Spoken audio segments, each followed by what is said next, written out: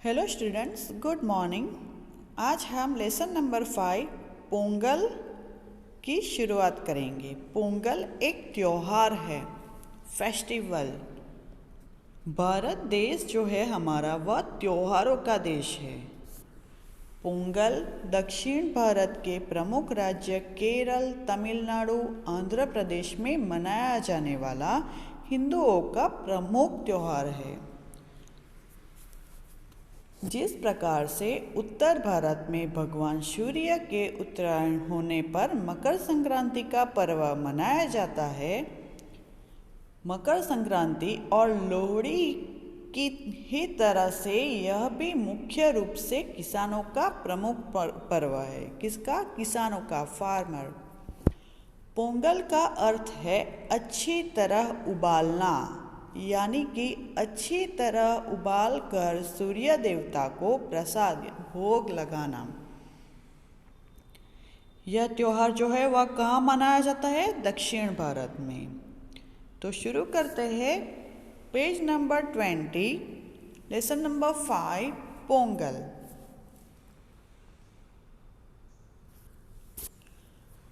पोंगल कृषि से जुड़ा हुआ दक्षिण भारतीयों का प्रमुख पर्व है। कृषि, एग्रीकल्चर, खेती से। और दक्षिण भारतीय, जैसे हम लोग यहाँ पे मकर संक्रांति मनाते हैं, वैसे ही दक्षिण भारतीय लोग कौन सा त्यौहार मनाते हैं? पोंगल। और ये किसानों से यानी कि खेती से जुड़ा हुआ है, प्रमुख यानी कि मुख्य पर्व यानी कि त्योहार। पोंगल किसानों से जुड़ा हुआ दक्षिण भारतीयों का मुख्य त्योहार है। यह जनवरी के महीने में मनाया जाता है। कब मनाया जाता है? जनवरी के महीने में। इस दिन सूर्य देवता को भोग चढ़ाते हैं। पोंगल जो त्योहार है उस दिन किसको भोग चढ़ाते हैं? सूर्य देवता को भोग चढ़ाते हैं।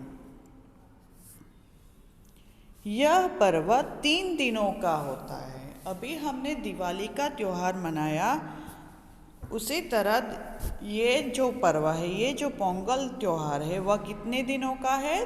3 दिनों का है। पहला दिन बोगी पोंगल होता है।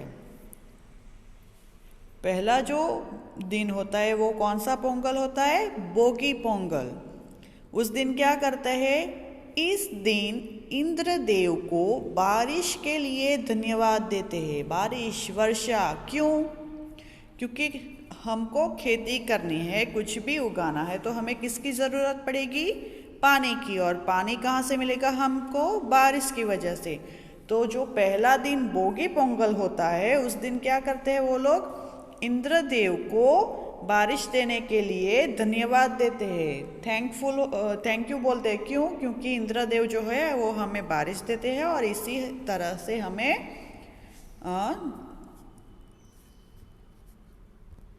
हम खेतीबाड़ी कर सकते हैं। तो बोगी पोंगल के दिन इंद्रदेव को धन्यवाद देते हैं।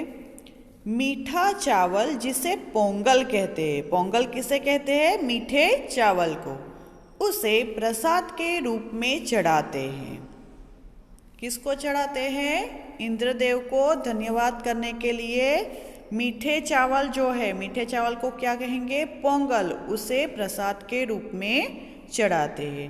फिर सब इसे खाते और खिलाते हैं। प्रसाद लगाकर फिर सब उसको खाते हैं और दूसरे को भी दूसरे को भी खिलाते हैं और एक साथ मिलजुल कर त्योहार मनाते हैं। दूसरे दिन सूर्य देव की पूजा होती है। पहले दिन किसकी पूजा हुई? इंद्रदेव की, जो हमें बारिश देते। और दूसरे दिन सूर्य देव की पूजा होती है। खेती में सूरज की किरणें मदद करती हैं। कौन मदद करता है? सूरज की जो किरणें होती है। अगर हम कभी कोई प्लांट उगाते हैं तो उसको पानी नहीं देंगे तो वो उगेगा नहीं। उसी तरह पानी मिल जाए फिर भी अगर उसको सूर्य की किरणें नहीं मिलेगी तो वो उगेगा, तो वो भी ज़रूरी है। इसीलिए सूर्य देव की पूजा होती है। क्योंकि सूर्यदेव हमें, सूरज की जो किरणें होती है वो खेती में हमें मदद करती है। इसीलिए घर की महिलाएं उबला हुआ चावल सूर्यदेव को अर्पित करती है। अर्पित करना यानी कि भोग लगाती है उसका।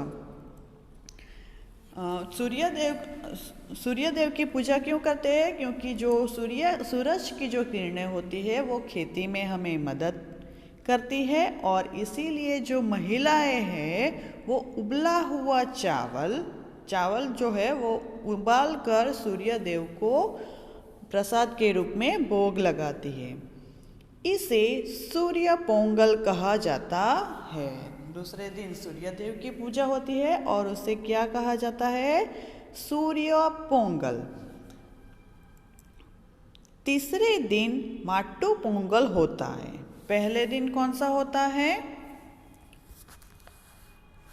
बोगी पोंगल, और दूसरे दिन सूर्य पोंगल, और तीसरे दिन माट्टू पोंगल। इस दिन गाय की पूजा होती है। किसकी पूजा होती है? गाय की।